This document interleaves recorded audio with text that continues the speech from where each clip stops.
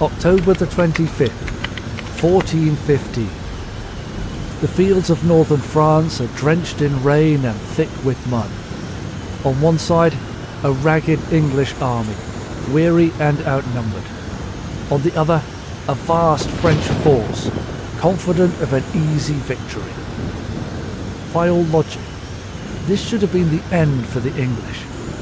But what happened next will go down as one of the most shocking upsets in military history. This is the Battle of Agincourt. For nearly a century, England and France had been locked in a bitter struggle over the French throne. The war had raged since 1337, with cities burned, thousands slain, and no clear victor. In 1413, England's new king, Henry V, had a vision: to reclaim what he believed was his rightful place as ruler of France. He launched an invasion, taking the port city of Harfleur, but at a terrible cost. Disease swept through his army, and with winter approaching, Henry had to make a fateful decision. March to English-held Calais, or risk being trapped in France.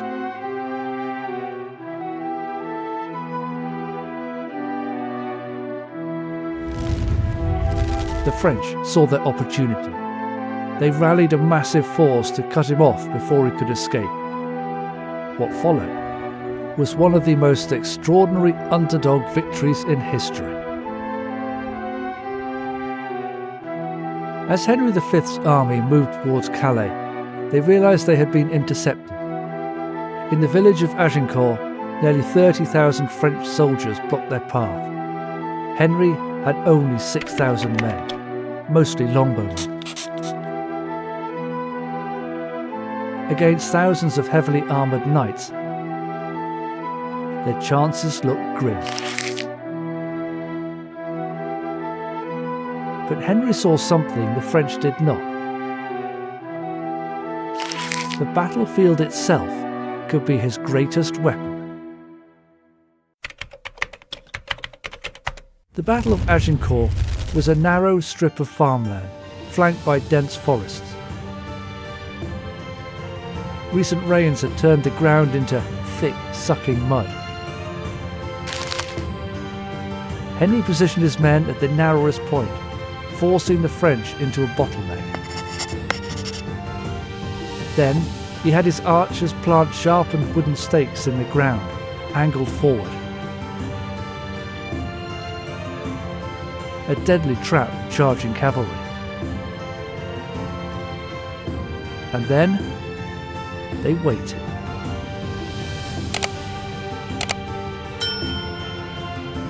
The French, overconfident and disorganised, hesitated.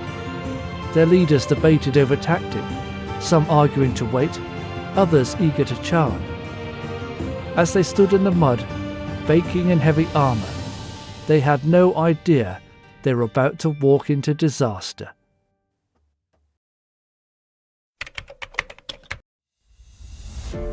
At dawn, the armies faced each other.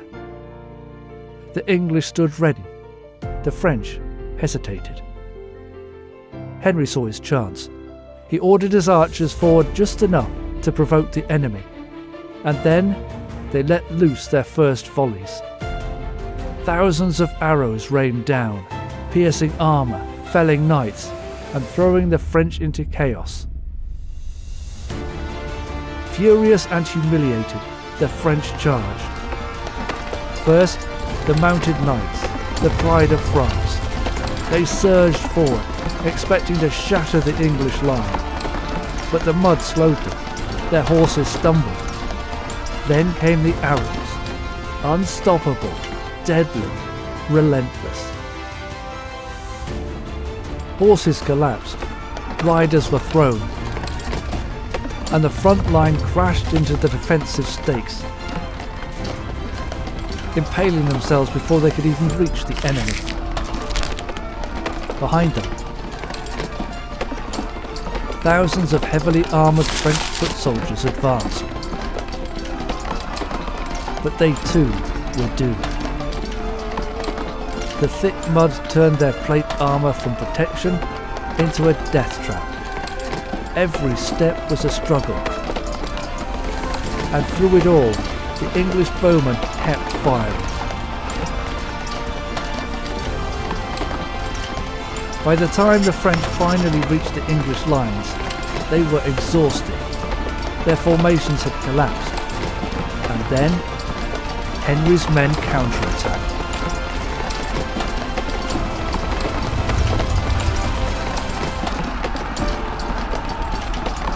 The English knights and men-at-arms surged forward, hacking through the weakened enemy. The longbowmen, out of arrows, joined in with daggers and mallets, crushing skulls and stabbing through armour gaps. The battlefield became a slaughterhouse. Many French knights, unable to rise in the mud, were trampled or suffocated under the weight of their own men. Some drowned in the thick sludge. The overconfidence of the French had sealed their fate. Their sheer numbers, which should have been their strength, had become their greatest weakness. By midday, the French army was collapsing. Thousands lay dead, others surrendered, hoping for mercy. But Henry V had a brutal decision to make.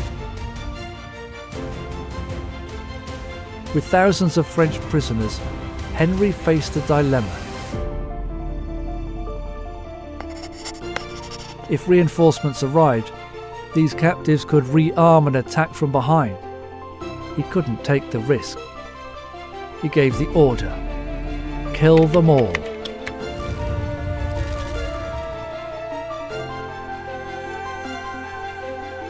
It was a shocking decision. Even in medieval warfare, executing prisoners was nearly unheard of. Some English soldiers refused, but under direct orders, thousands of French knights and soldiers were put to death.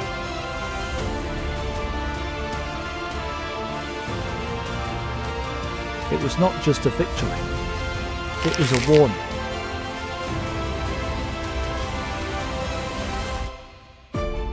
Henry V was not here for ransom. He was here to conquer. The numbers tell the story. Over 6,000 French dead, including nobles and high-ranking commanders. The English? Fewer than 500 casualties. Agincourt was more than just a battle. It was a revolution in warfare. The era of armoured knights dominating the battlefield was over. The longbow, tactics and discipline had changed the game forever. Henry returned to England as a hero. For a time, it seemed he might take the French throne. But fate had other plans. Henry's untimely death in 1422 left England without a strong leader. And within decades, the tide had turned.